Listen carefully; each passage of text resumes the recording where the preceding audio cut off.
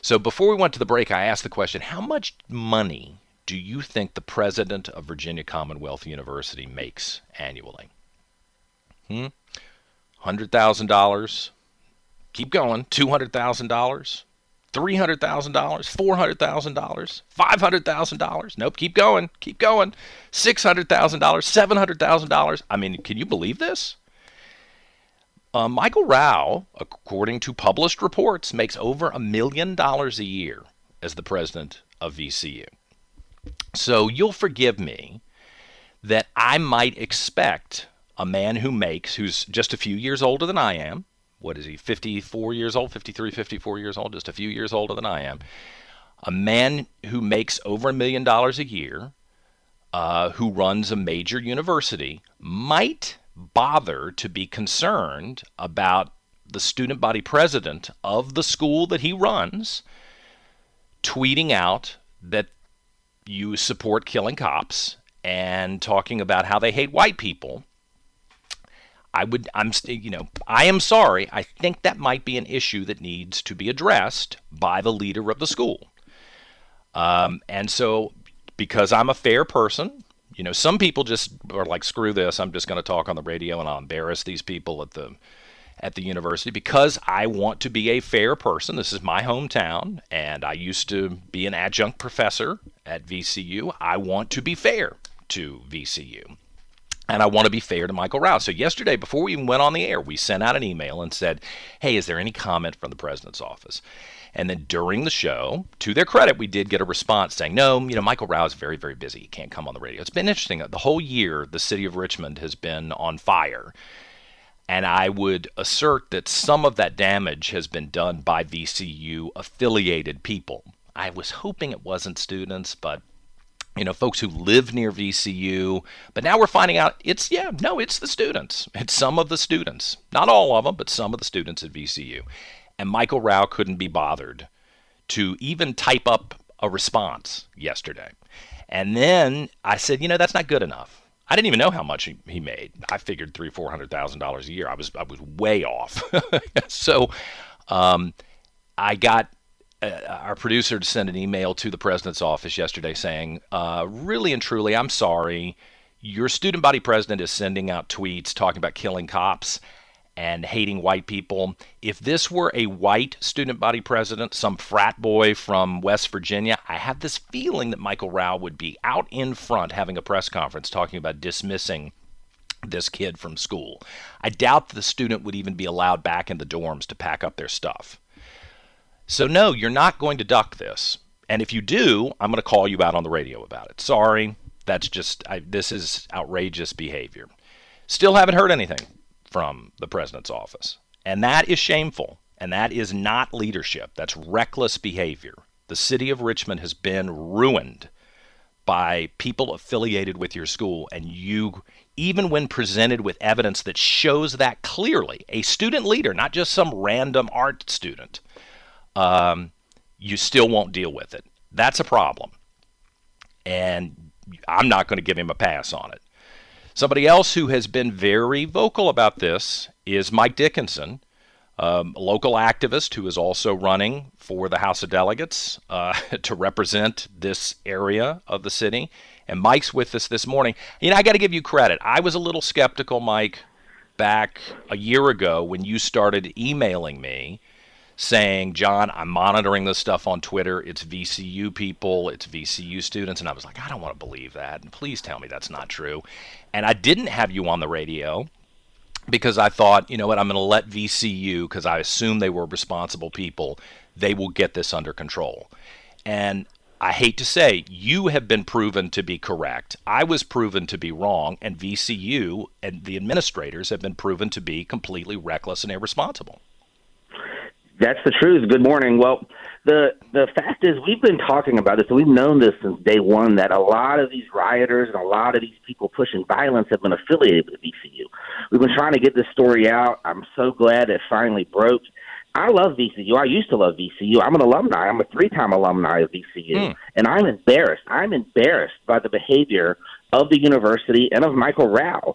If I could relinquish my degrees and get my money back, I would, because I'm embarrassed to be affiliated with VCU right now. And I can't believe that Michael Rao, one of the highest paid public university presidents in the whole country, I mean, not just Virginia, the whole country, he's one of the highest paid public university presidents, is just not even concerned about it. Won't even issue a statement. Very apparently he makes more money than any other state employee in Virginia. I have read that. I don't want to assert that I have verified that personally, but he's in the ranks. If you're making that kind of money, I'm sorry, you got to deal with the problems that come before you, whether you like it or not. And he's just not doing it. You have to be accountable, and you have to be willing to handle your university's people. And this is just the tip of the iceberg. This is just the tip of the iceberg in the amount of information that we have of faculty at VCU that support this kind of behavior, other students. This student body president, this is just the tip of the iceberg.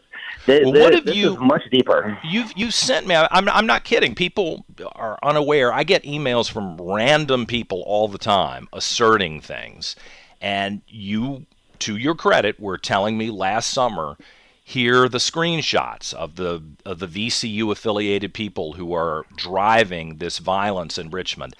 And I really did make a conscious decision, it's not in anybody's best interest just to trash the school. There are too many good people who go to VCU. Mike's probably right, but I don't want to go down that road. I want to be a good citizen of Richmond and be supportive.